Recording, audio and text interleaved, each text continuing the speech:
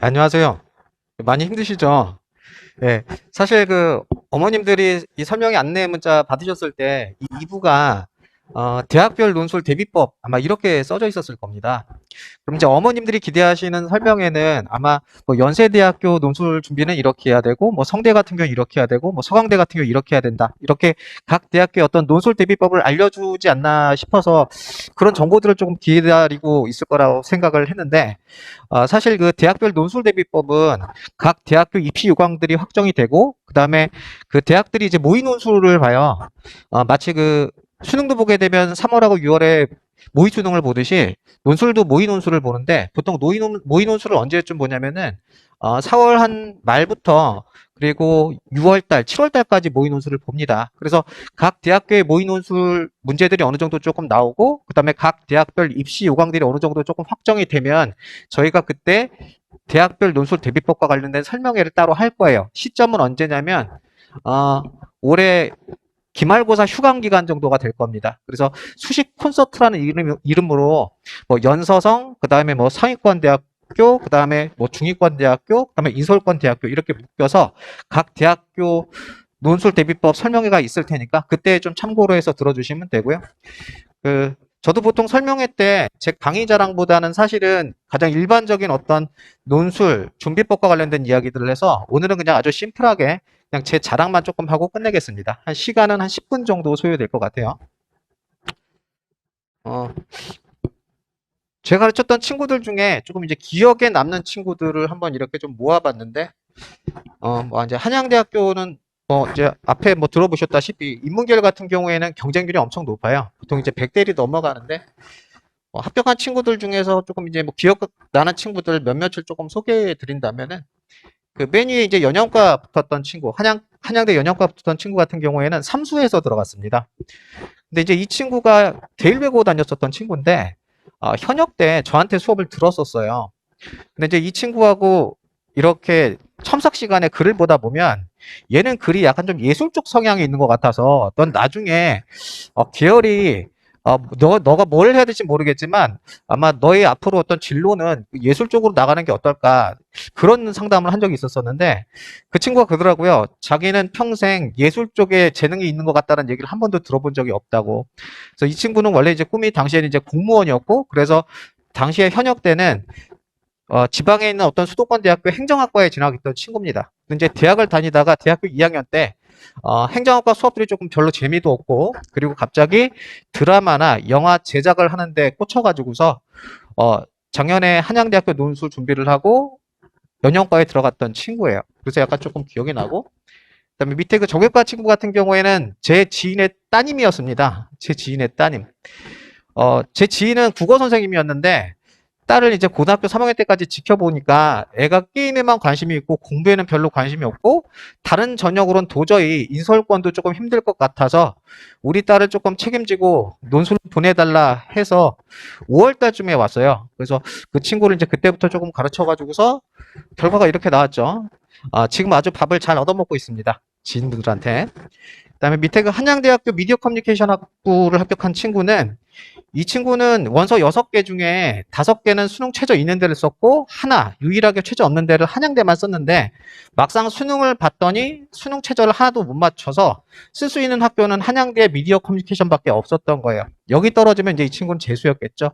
근데 아직도 기억나는 게 이 친구는 정말 글을 쓸 때 이를 악물고 쓰더라고요. 이를 악물고. 그래서 이 친구 같은 경우에 조금 붙겠다 싶었는데 경쟁률 어마어마한 경쟁률 뭐 196대 1을 뚫고 들어갔습니다. 그래서 이 친구 나중에 이제 유튜브 영상 보면은 뭐 한양대학교 논술 합격자 인터뷰하는 영상이 있는데 거기 나오는 친구예요.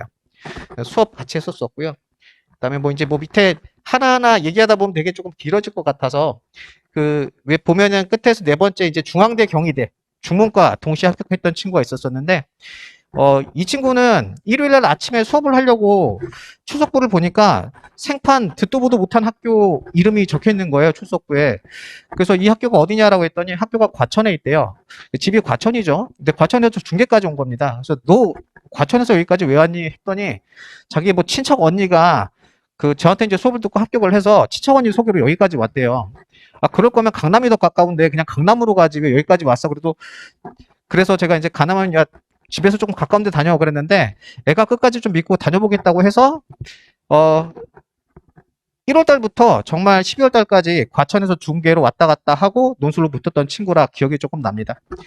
그래서 제가 지금 이제 주로 이렇게 논술 합격자들 중에 기억에 남는 친구들이라고 이렇게 좀 몇 개 뽑아놨는데, 주로 뭐 한양대 경쟁률 좀 높은 학교들, 그리고 주로 이제 중복 합격했던 친구들을 제가 사례로 조금 보여드렸거든요. 이 친구들의 논술 실력을 상, 중, 하, 딱 이렇게 등급을 3개로만 나눈다면 어느 정도 실력을 갖췄을 것 같아요?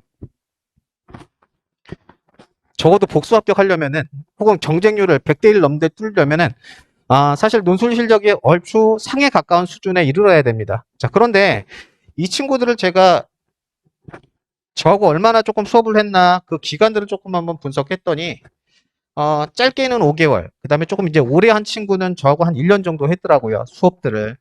그래서 제가 좀 미리 말씀드리고 싶은 건 논술에서 어느 정도 수준에 올라 정말 왜 본인이 원하는 학교에 합격하고 싶다면은 최소한 5개월 이상 수업을 들어야 조금 효과가 있습니다. 이거는 조금 분명하게 말씀을 드리고 싶어요. 자, 그리고 이제 제 강의와 관련돼서 수업과 관련돼서 조금 말씀을 드리면 크게 이제 학생 관리 부분하고 강의 부분하고 조금 나눠서 말씀을 드릴게요. 특히 제가 코로나 이후에 학생 관리 쪽에 조금 많이 신경을 쓰고 있는데요. 우선 학생 관리의 핵심은 지속적인 소통이라고 생각을 합니다. 그래서 우선은 첫 번째 수업 때는 개별적으로 제가 상담을 하는데 첫 수업 때는 애들에게 상담 양식을 나눠주고 애들이 갖고 있는 스펙들을 기재하도록 만들고 그 다음에 가고 싶은 학교들을 기재하게 만들고 그리고 글 쓰는 시간에 개별적으로 상담 양식에 기입한 내용들을 가지고서 개별적으로 상담하는 시간들을 가져요. 그리고 두 번째는 관심 학생이라고 써 있는데 이 관심 학생들 같은 경우에는 수업 시간하고 별도로 제가 날짜들을 조율해서 학생들을 따로 만나는 시간들을 갖습니다. 여기서 관심 학생은 사실은 이런 거 있죠.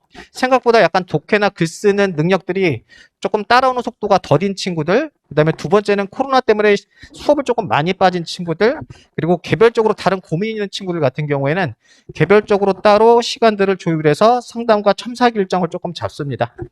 그리고 세 번째는 한 달에 한 번 정도 이제 부모님들에게 아이들의 어떤 성취도를 전달해 드리려고 하는데요. 사실 스쿨링의 성적을 올려놓고 부모님께 문자를 보내드려도 잘 안 보시더라고요. 그래서 상담이 조금 더 효과적이다라고 판단이 돼서 애들이 한 달 정도 수업을 들으면 보통 이제 4주에서 5주 정도 수업을 듣잖아요. 그러면 그 4주에서 5주 수업한 내용과 그 다음에 결과를 가지고서 부모님들에게 논술 성취도와 관련된 전화 상담을 따로 드릴 겁니다. 그리고 중간하고 기말고사 휴강 기간에 혹시 시간이 되시면 저하고 이제 또 대면 상담을 할 거고요. 그리고 이제 9월 원서 접수 직전에 보통 9월 중순쯤에 원서 접수를 하는데 그 전에 아이가 갖고 있는 논술 실력과 그 다음에 아이가 갖고 있는 모의고사 성적들을 토대로 아이가 지원했을 때 가장 합격 가능성이 높은 대학들을 선별해서 아이 편으로 부모님께 전달해 드리겠습니다. 자, 요건 이제 좀 관리적인 측면이고요. 그리고 강의는 확실하고 끈질기기가 제 강의의 핵심입니다.